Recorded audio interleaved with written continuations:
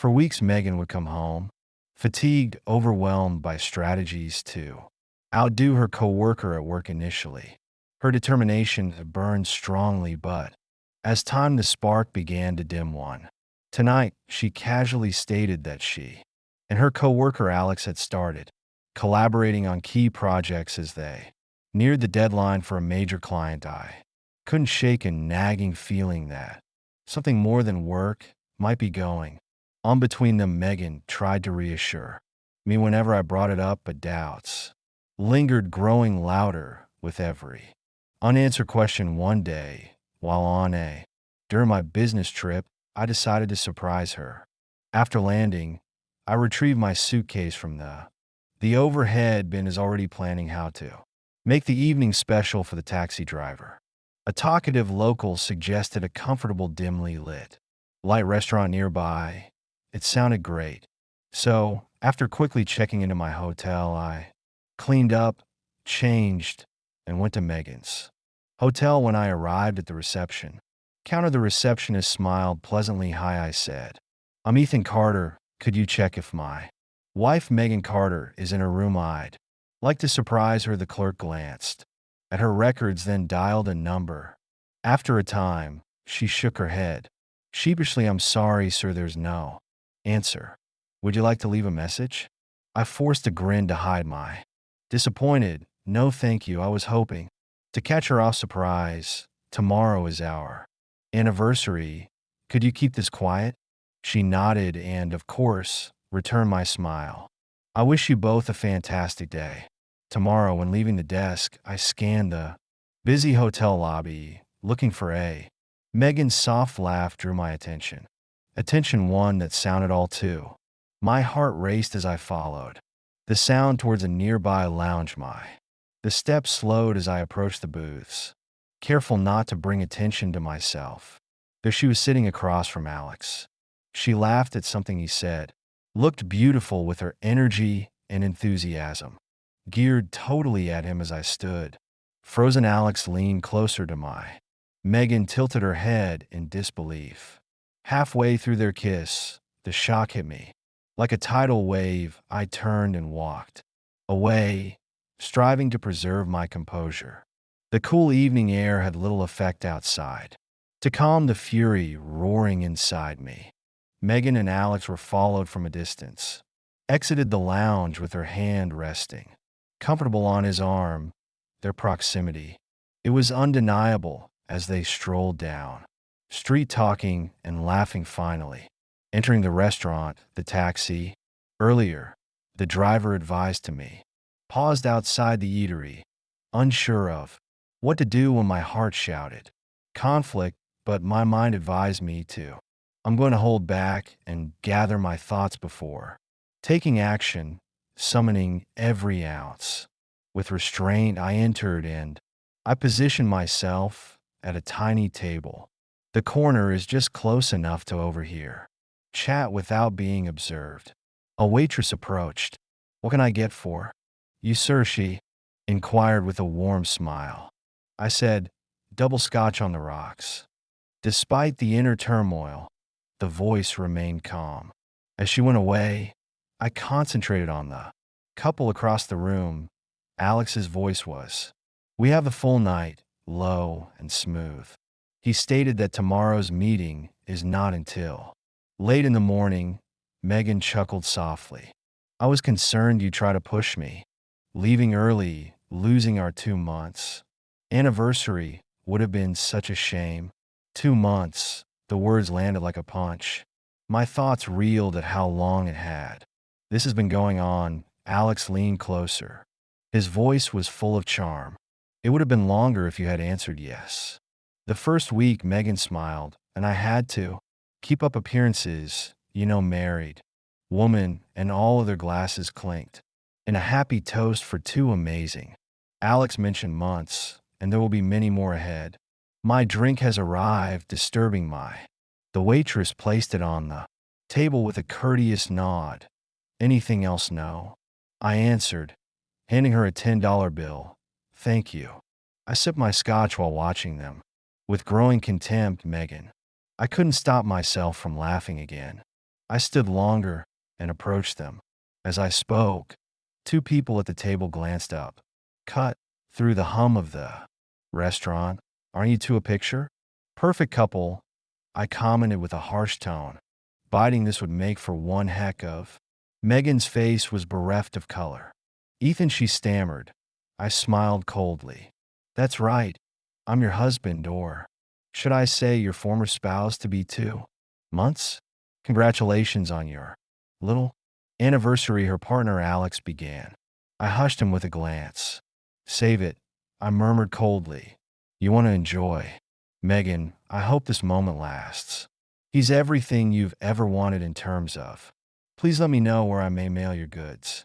It's best you keep far away from me. I reached into my pocket and pulled. I removed my wedding ring and tossed it onto. The table clinked against the glass. Before arriving in front of Megan, I included a small gift as a celebration. Before turning my heel and walking out before you see what happens. Next, please subscribe to the channel as I strolled out into the chilly night air. The mind raced with wrath, pain, and disbelief. I wandered aimlessly for a while, attempting to process what had happened to the image. Megan and Alex are very comfortable. Together repeated in my head as a terrible loop. Ultimately, I made my way back to my lodging, every foot heavy with the weight of finality. The receptionist welcomed me with a pleasant grin, but I scarcely registered it.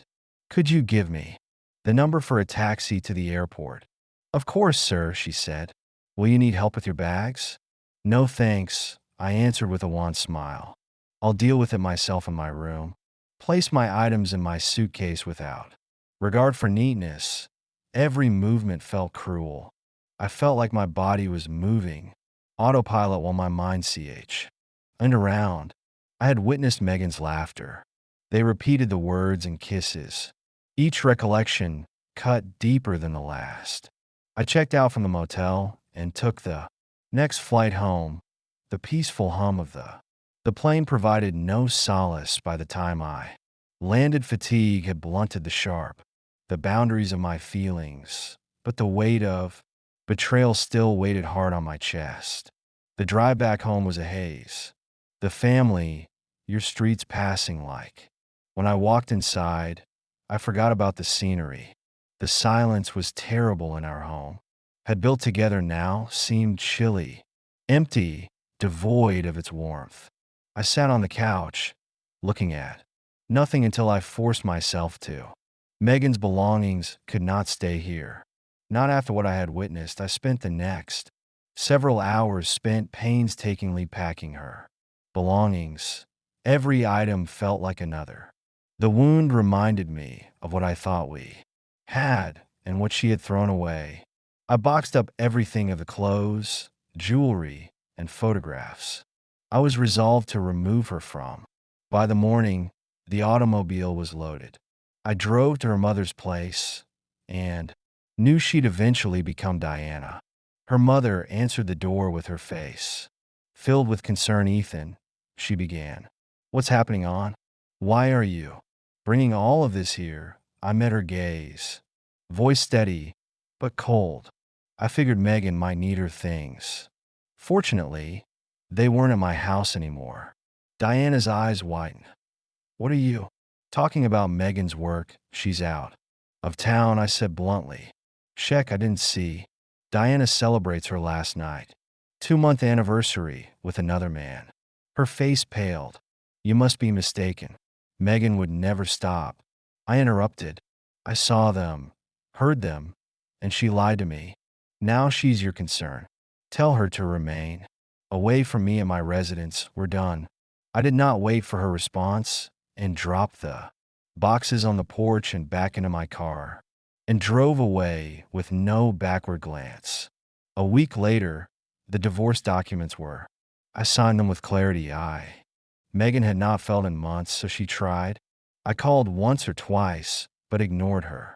There was nothing left to say after 3 months.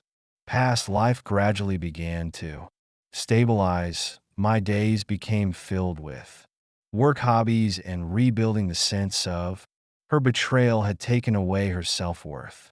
Then one day, I received a phone call from Megan's father is an unexpected source. Howard, I'm not sure if I should be. Howard began his voice. Apprehensive, but Megan, while she asked that, guy to leave his wife and marry her. I inquired, already suspecting the response. Howard sighed hard. He refused to tell. He was not interested in anything. Seriously, she is back living with her. Mother is now trying to pick up the news elicited no sympathy. Thank you for letting me know what I stated. Simply stopped to call Megan's life. Unraveled farther, she tried to hold down a work and her amorous adventures. Become a sucky, sign of dead ends, including married guys or those who had. There is no genuine interest in her beyond a brief fling if eventually her weight. Choices caught up to her, leaving her emotionally exhausted and undergoing therapy. I thrived, so moving on wasn't easy. But it was important, and I found strength in crafting a future that was mine alone. Unburdened by deception, Megan had. After being demolished, I rebuilt stronger and wiser, prepared for whatever came in the next months. After we separated, I started to feel the first taste of peace. Life was tranquil. Megan's life is simpler and less chaotic. Had brought into it, yet just as I began to relax into this new chapter. When she first reached out, it all started with an email to Ethan. I know I don't. I deserve to ask you anything, but please can we talk just once? I need to. Sorry to explain, I made a mistake. I made a big mistake. I stared at the screen. Her words are igniting something between fury and sympathy. What was there to say to her? Actions spoke louder than words. Could I ever apologize for deleting the email? Without answering, the passage started at. Initially, they were brief and reluctant. I'm so sorry, Ethan, just one. When I didn't answer, they became longer, pleading, you don't need to. Forgive me. I just want you to hear me. I can't believe how much I've been harmed. I will never forgive myself, please. Ethan. But I did not respond. I did a week later. She called, and I saw her name flash over my. The phone caused a surge of resentment through, but curiosity got the best of me. Responded my voice coldly and steadily. Do you want Megan? There was a long pause. On the opposite end, as if she hadn't. She expected me to pick up when she spoke. Her voice was weak and almost cracked. I just needed to hear your voice, I know. You undoubtedly despise me, Ethan, but I apologize. Despite everything I said, nothing has. Her words hang in the silence, and I know. Wrecked everything. She continued to. My voice trembled, and I wasn't thinking I was. Selfish, reckless, and I threw away the nicest thing that has ever occurred to me. You, Megan, I finally said with a harsh tone, you do not get to rewrite the past you made. Your choices I'm done being a part of. You are guilty. Please, she murmured, her voice cracking. I'll take my one chance to remedy this. Anything. I love you, Ethan. I never stopped loving. You made me laugh bitterly because you loved me. That's what you call creeping around. For months, lying to my face, kissing another man in public when I was arranging a surprise anniversary for you. That's not love, Megan, that's treachery.